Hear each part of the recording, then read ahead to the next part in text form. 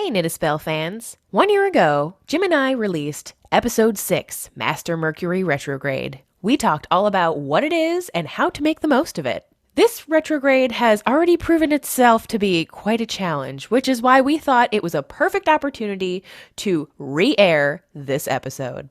If you're a new listener and haven't made your way through our backlog, prepare yourself for an empowering episode in harnessing the energy of Mercury Retrograde. Before we jump in, I also wanted to let you know that the knitaspell.com website has received a big upgrade. You can now learn more about your hosts, sign up for the show-dedicated newsletter, drop us a line, view video episodes, and search our entire streaming backlog in one area. Visit knitaspell.com to check it out and learn more. And now, let's jump into this classic episode. Light from Lantern presents Knit-a-Spell. I'm Magical Maker, Katie Rempe. And I'm the Maker of Magic, James Devine. Join us as we stitch together the symbiotic relationship between crafting and the craft.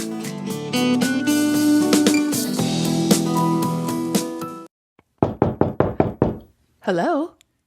Hello, it's Mercury Retrograde calling. Oh no, don't come in here. Mercury in retrograde. A time that most people just shaking their boots about. How many people have I seen catastrophize? Or, you know what it really is? What? It's when people say, I can't, and then they blame Mercury retrograde. The excuse makers. And I think why it bothers me is because maybe somewhere inside myself, I'm sensitive to it because maybe there's a little bit of that person in me. Yeah, I think we all have that. Oh no, it's Mercury retrograde. I can't. Yep. It's so much easier just to write it off to being like the cosmic universe problem than something you might have done. I'm in this picture and I don't like it. Report. Listen, yeah, exactly. So I think let's start by kind of explaining what is Mercury in retrograde. I've noticed that we have a lot of listeners that aren't necessarily into the magical realm or astrology. So why don't you go ahead and give us a little breakdown about what it is and why people are historically scared about it, and then we'll go from there. Yeah. So Mercury in retrograde. Mercury goes retrograde about 3 times a year. In fact, all the planets go into a retrograde motion at different times during the year. Retrograde is an astronomical and astrological concept. So the astronomical concept, it's not a concept, the observation is, it's the apparent backwards movement of a planet in the sky as the Earth overtakes that planet's orbit while we are on our orbit. Ooh. So if you've ever looked up in the sky at the moon several nights in a row, you might notice that one night the moon is like a crescent moon right after sunset. And the next night it's a little bit later that it's there. Yep. Or the next night, it's when it's the first quarter, it's like up in the evening and you see it right overhead, right? Right. And so you see how the moon, this is the idea that the moon every night is sort of progressing further and further away from the sun or from the sunset. What it's doing every night is moving through the constellations every day as it goes along. Well, the moon is very close to the Earth, and so we can really see its movement. For planets that are further out, and by the way, the moon moves with us, so it's never in retrograde. Sure. But for the planets that are in the other lanes, and so this is the way to think about it also is when you're in a car on the freeway and some cars are going to go faster than you, and some cars are going to go slower than you. As you pass a car that's going slower than you, it appears from inside the car that car is backing or going in backwards motion. Yes. And that's what happens. It's like when you're passing a car on the highway, that car appears to be going backwards, but it's not. It's still going forwards We're just going a little faster. That is a perfect analogy. I love that so much. Yeah. Very practical. Yeah, that's so great. when we're passing that planet, it's a time in astrological ideas. It's a time when that planet is seen as retracing its steps that it just went through, right? So if the planet just came through like a couple different zodiac signs, right? Like let's say it was Mars, let's just use Mars for an example. Mars was in Aries, and then Mars was in Taurus, and then Mars goes retrograde. It'll go back through Taurus for a little while, retracing its steps. So that's the idea, is that this retrograde means we're retracing our steps and we're sort of going back over things. Often, old-fashioned sort of fatalistic astrology would say that whenever a planet is in retrograde, it's like ominous. Misfortune time. It's misfortune time, yeah. So they would sort of look at that as a sort of negative idea. Today, we have a much different approach to it. And most people, even those listening, we have a much different idea around what it means to have Mercury in retrograde. Absolutely. Yeah. So I think before we talk about what the Mercury in retrograde means, we should probably explain what Mercury represents. A great idea. Yes, I think so. So Mercury is associated or is syncretized with the ancient Greek god Hermes. Mercury is the Roman god and Hermes is the Greek god. This Greek god is known as messenger of the gods. Mercury has winged sandals and sometimes pictured with a winged hat, carries a caduceus, which is a snake entwined winged staff. He can go to the underworld, unlike other deities. His realms are in all three places: the sky, the sea, and the underworld. So he can ferry the dead into the afterlife as the word psychopomp, as a person that helps guide the dead to their afterlife. And he's associated with things like communication, commerce, marketing, all kinds of things. Hermes is also known to have, and is documented to have lovers that are both male and female. So there's a little bit of a pansexual thing going on with him. Yeah, open-minded, yeah. And he's well dressed. He's got a fabulous, such great style. Yeah. Oh, yeah. I'd be into that. So that's a little bit about Mercury. Very interesting. So when we look at it magically, we think of Mercury being the communicator, the self-expression, marketing, commerce, a little bit around like shady things. Mercury, Hermes is the patron of thieves. And we think about marketing as sort of stealing your attention or, convincing you of something. So Mercury deep, Jim, that's deep. Right? Mercury can be that sort of idea around like, hey, look at this. Hey, look at that. A little bit of the Hall of Mirrors type of thing. Sure. Look over there. Yep. Yeah. Interesting. Very cool. When we call on Mercury to help us with things like travel, communication, technology, marketing, sales, all those kind of things, people can use Mercury or Hermes in a lot of those ways. When Mercury's retrograde, the mainstream idea is my technology will break, transportation and travel's difficult. Delays. There's a whole list of things not to do during Mercury retrograde, like don't sign contracts and don't get start into new projects. Exactly. Don't start new projects, all those things, right? Yep. So what we want to do in this episode is debunk and reframe. I don't know if there's any debunking. Maybe it's mostly reframing. Yeah, reframe. Yep. How to make Mercury in retrograde work for you because of the opportunities it's actually offering to you. Yes. Again, it's all a perspective-based thing. If you want this to be a doom and gloom time, you're probably going to bring a lot of doom and gloom unnecessarily onto yourself. Totally. So, What can you do? There's a whole list on the internet of what you can't do. What can you do during Mercury retrograde? And that's what we're going to talk about today. Actually, this reminds me so much of palmistry and where it's come from and how it has lost, the helpful part. It's only the misfortune part. And it's just interesting how this particular instance is sort of similar to that. So I'm excited to share these ideas that we've had, because they were even really inspiring to me. I even, I'm still learning and growing, like I said. And so, yeah, I'm actually excited for this Mercury in retrograde that's coming up now. Right, because you're going to be able to try things, right? So Mercury goes into station retrograde on May 29th. That's where it sort of seems to stop and hold its place. Apparently stop moving through the constellations on May 29th.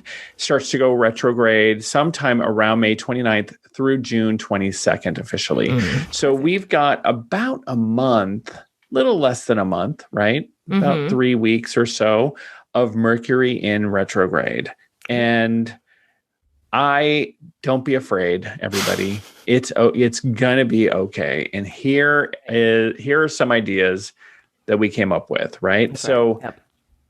Mercury in retrograde. So Katie, we talked about that word retrograde, starting with the word with the prefix RE. Yes. Right? Yes. I mean, that was like a genius reflection.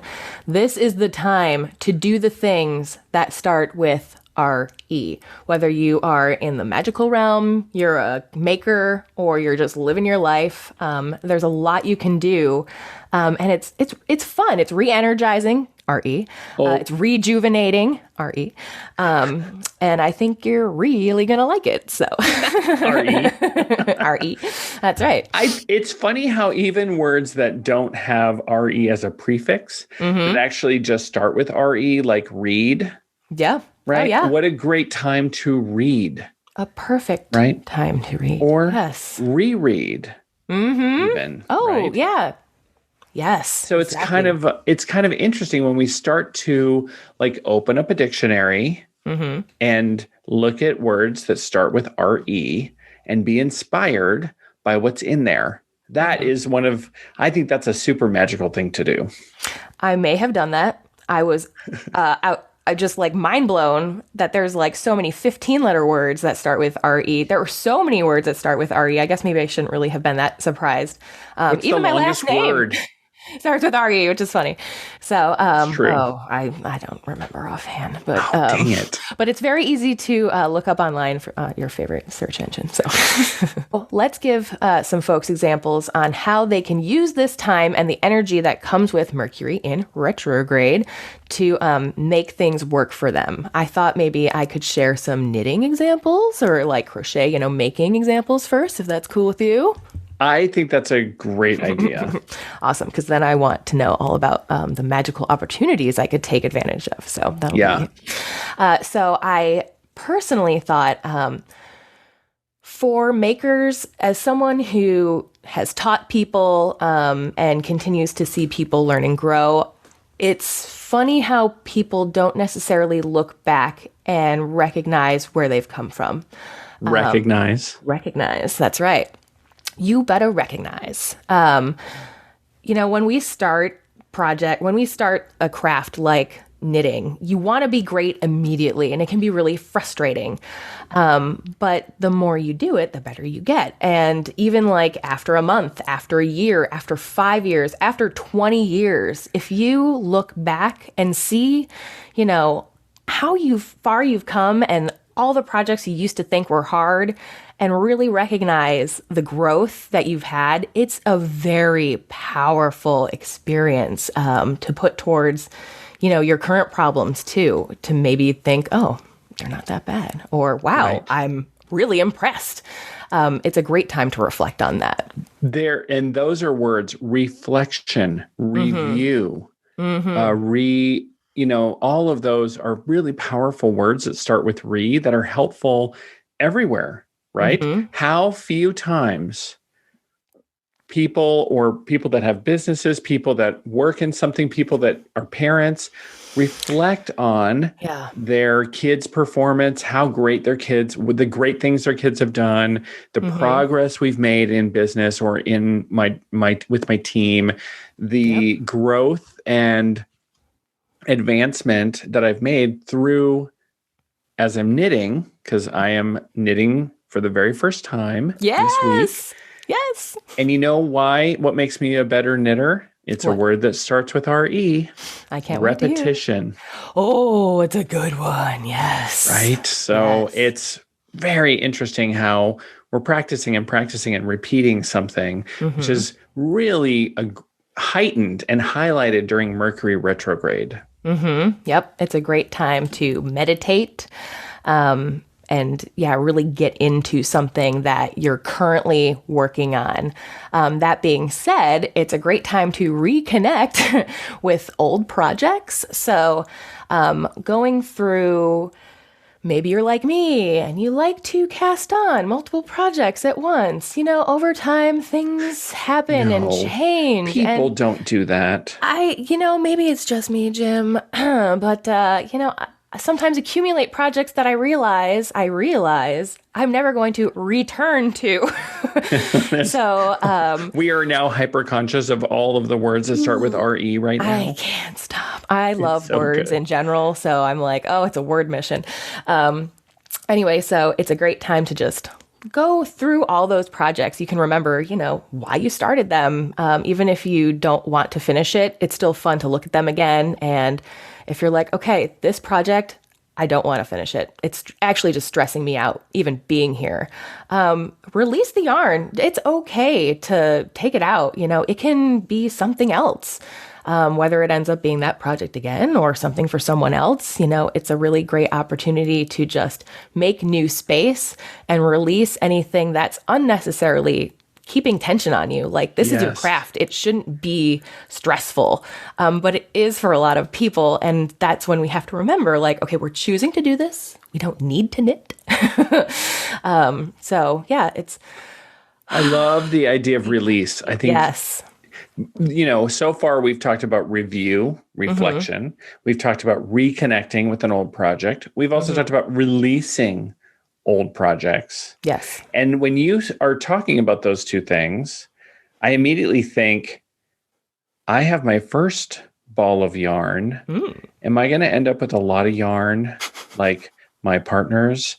And will it ever need to be like organized or put away? And that makes me think of another reword, Mm.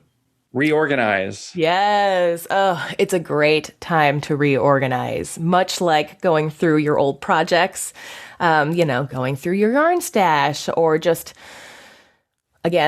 saying for me, I tend to have a lot of projects going at once. And then when I finish them, I don't necessarily always take the time to put away the needles, put away the notions. So they kind of are like scattered in piles. And so it's a great time to reorganize, get things situated, find out, are some of these things I don't even want anymore? Maybe they could be released back in the world to help someone else, So it's a good time, again, to make space, because new things come when we make space for them. So I'm not saying it's a great time to buy yarn after this, but if you make more space.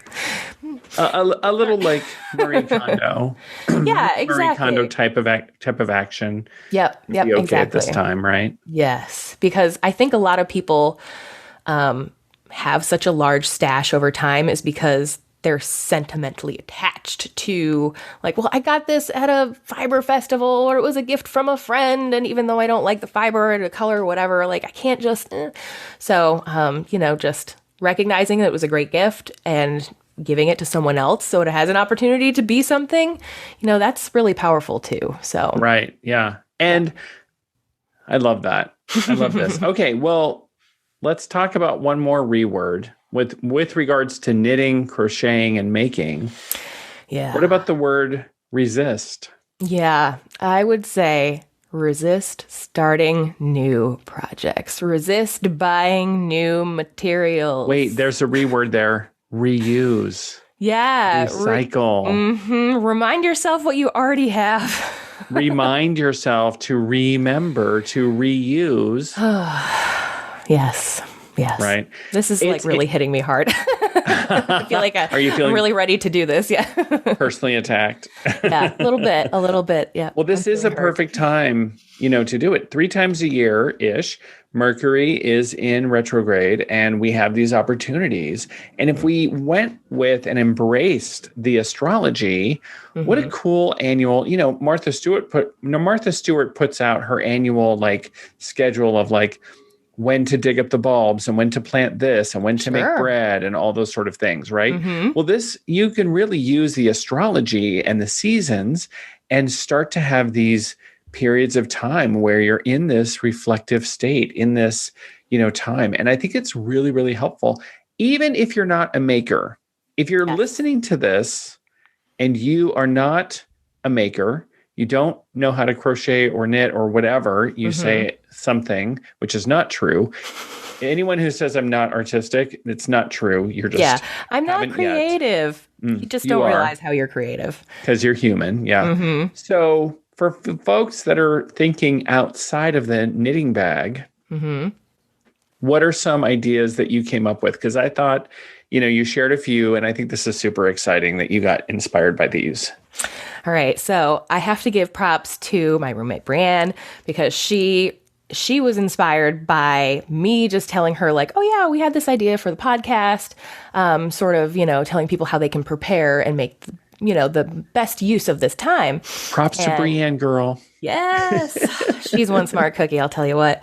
And right away, she was like, oh, I'm so inspired. Like, yeah, I could see how I could put this in like my just daily life, let alone like magic or knitting.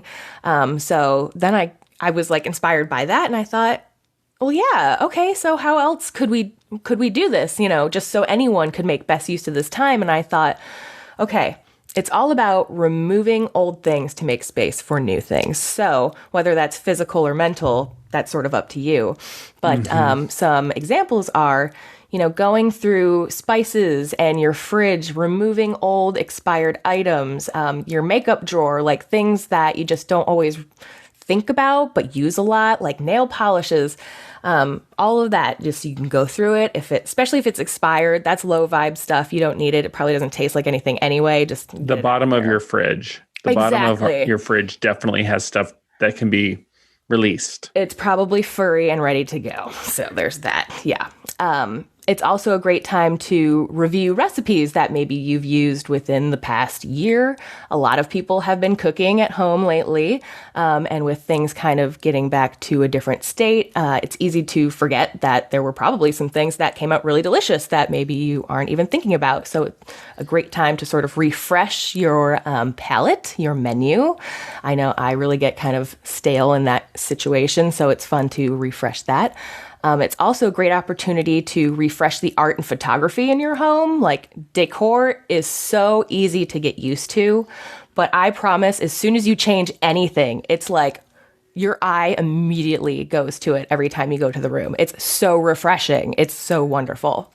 I love this idea of redecorating. Oh, during Mercury retrograde. Duh. Even if it's small, even if it's switching out. I mean, it's May. We're in the Pacific Northwest, but wherever you are, maybe it's time to trade out that blanket that you put over the, couch for the other blanket that's a different color, or trade it out with something that's in one of the bedrooms or something. Maybe it's time to switch up your sheets, or, switch out your winter clothes for your summer clothes or something like that. So I think about that being a great time to do those things that are also, it's going to look different, even if it's a new plant or different plant, or moving stuff around. Yes, just moving stuff around with your own stuff. Again, you don't have to buy new things. That's not the point here. It's reusing. Rearrange, another repurpose. Yes. Oh, I tell you. Love it. This is so fun. Oh my gosh. And you have some other really clever ones. As I was thinking about some of these things, I think about reorganizing like a closet or my sock drawer or whatever, but you had a really great take on reorganize. Oh, yeah. So reorganize closets and then donate the items that aren't being used. Again, they're they're not doing you any good just sitting there, but they could be doing someone else a lot of good if you let them. So, releasing them into a better situation, if that's how you need to think about it, is a great way to think about it. And you thought about reorganizing things that I've done, like recent achievements. That's also was so interesting to me, right? Yes, yes. And, rewarding yourself for that, recognizing things that you've done. And you know what? Yeah, I have done this. Like, I remember I just started knitting. I didn't know what I was doing. And now I can knit so well. It's just about recognizing where you've come from, to give yourself some props, because it helps fill up your cup, and you can't give from an empty cup. So True. I really feel like this is refilling your cup. It's a great time to do that. Yeah. All right. You have a couple more. What are those? Relax. So again, a meditative time, a reflective time. If you're feeling overwhelmed, it's okay to say no, take a minute, let yourself come back into it, but in a better headspace. I feel like I could literally go on this tangent forever. So. It's awesome. I wanted to talk about some of the magic you can do. Yes, please. So for a lot of these things, when you're talking about all of these fabulous ideas, what is some magic we can do during Mercury retrograde? Mm-hmm. So the colors that are associated with Mercury are colors that are sometimes associated with the element of air, like yellow, orange, gold. Mm-hmm. Those are really great mercurial colors. Those are also colors that are associated with opening the roads or blockbusting anything that's in your way, because Hermes is that type of deity that would create open roads for you.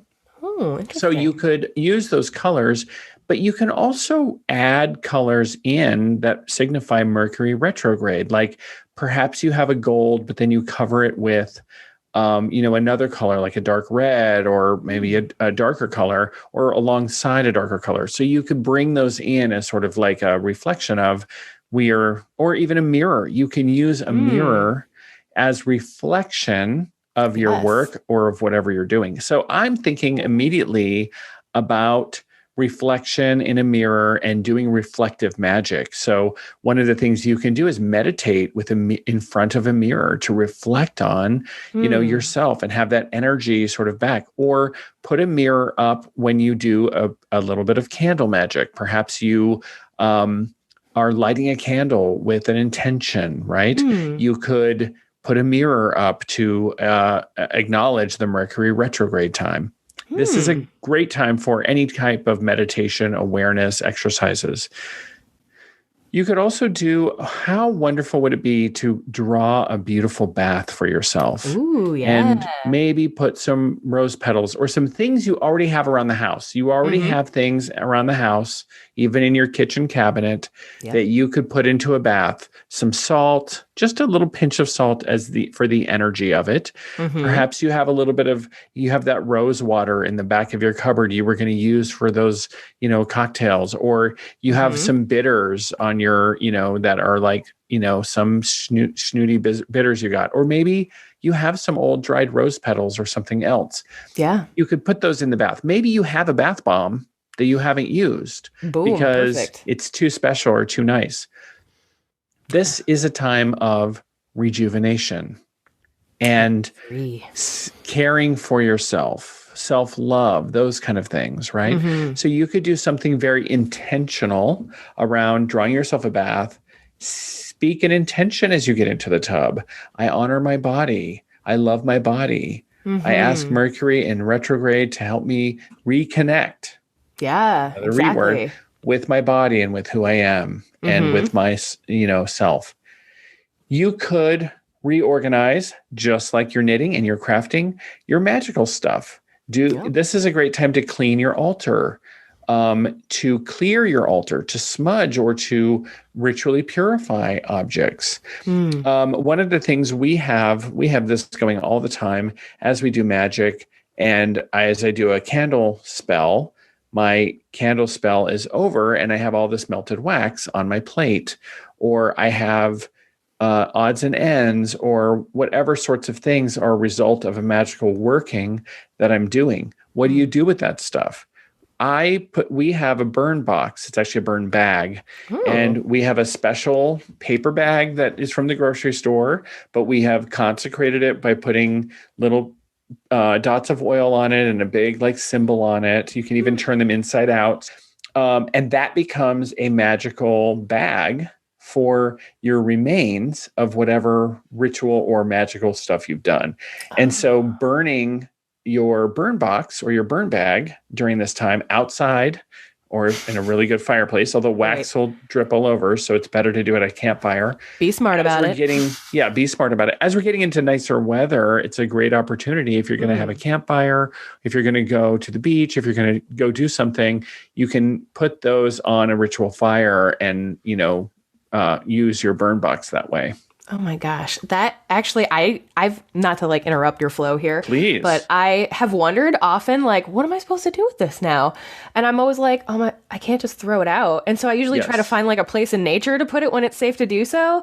But that's a great idea. I love that burn box. It's the number one question that people ask is, what do I do with the remains from my magic work? Right? If you did an intention sigil, or if you did knot magic, if you had a piece of yarn and you tied 7 knots in it, and in each knot you put a little intention with a piece of paper, and you have it hanging in your window, is a cool thing we could talk about one day. And then all of your things come to pass, and that's done. What do you do with it? Right? So this is a great opportunity, but it also speaks to something that I would also like to talk about at a future episode. This is why using natural fibers and using beeswax or soy wax or natural waxes rather than paraffin is really a great and important thing to do. If you're using beeswax, you can bury beeswax in a really great location and not be polluting. There you go. But you cannot do that with paraffin. Paraffin, if you bury paraffin in your lawn, you will have a dead patch of soil for decades. A long time, yeah. All right. Well, there you go. Great to consider your impact. Again, much like using yarn and things, it's great to consider the impact of the product you're using. That's right. Whenever you can. So I think the big idea here with Mercury retrograde is go with the flow. Absolutely. How do we embrace this time rather than, well, it's one of the things maybe to not do is resist. We want to resist in the right way, right? Resistance is, we're tempted to resist Mercury retrograde because it is in retrograde, and resist is an RE word. There are RE things we can do in the wrong way. And I love how you had like resist starting a new project. Yes. Resist signing a contract, right? We can use that resistance in a positive way. So, and there's this idea of the phoenix. There's this idea of rebirth, which is an RE word, right? Yes. And to come into a new place. So this is a time to reflect, renew, and be reborn at the outs when Mercury retrograde, when Mercury then goes direct on June 22nd. So is that like right around the solstice then, right? Oh, right. It does happen that's right around. That's a perfect time for your burn box. What a great thing to do at the end of this particular Mercury in retrograde. So I totally see it. You go out to the, either your big backyard or to a location where it's safe and legal to have a campfire. Yep. Get some awesome friends together. And if you're all vaccinated, you can follow CDC guidelines, or social distance outside is awesome. We're going to the beach to do this. And at summer solstice, which is going to be on June 22nd, it's like a month from now. A month from now, because it's May 26th today. You can light a big bonfire for the solstice. Very common for people to do. Yeah. And that's a great opportunity to say, bring everyone that's my magical friends, let's do our burn box. Yes. What a cool idea, right? That's a great release. It's a great reconnection. You're literally re-sparking. Maybe these are people you haven't seen for a long time. You're rekindling friendships that maybe during the pandemic we haven't seen each other. Yes. Oh, man. Yeah, I think Jim, I dare to say this could be one of the best Mercury in retrogrades in a long time. How about that? It will be. We have the power to make this Mercury in retrograde fantastic. Make it work for us. That's it. I mean, that's exactly it. It's all about your perspective. Mercury is still moving forward. Mercury is just not moving forward from our perspective. And so this is our time to look within and do internal work and take the time to do that. Yeah, it's deep. I have a story from last Mercury retrograde where I tried to implement a brand new email system during Mercury retrograde, and it failed. Well, it didn't fail. I made it work, but I had to have 5 different calls to IT support to make it happen. Yeah. And that's the type of thing that I was like, oh my gosh, of course, Mercury retrograde. But you know what it really is? It's Jim retrograde, because I was not working within the parameters of Mercury and what it's there to do, which is, that would have been a great time for me to plan or reflect on what am I doing? Why do I want to do this? What is actually happening? Let's reflect and review. Research. Yeah. Perfect. Let's research what would be the right thing to do. When would be the right time to do it? Is this urgent? Did I need to? The worst thing is I didn't need to do all that stuff just then. I could have waited 2 weeks. Oh, yeah. Yep. I know.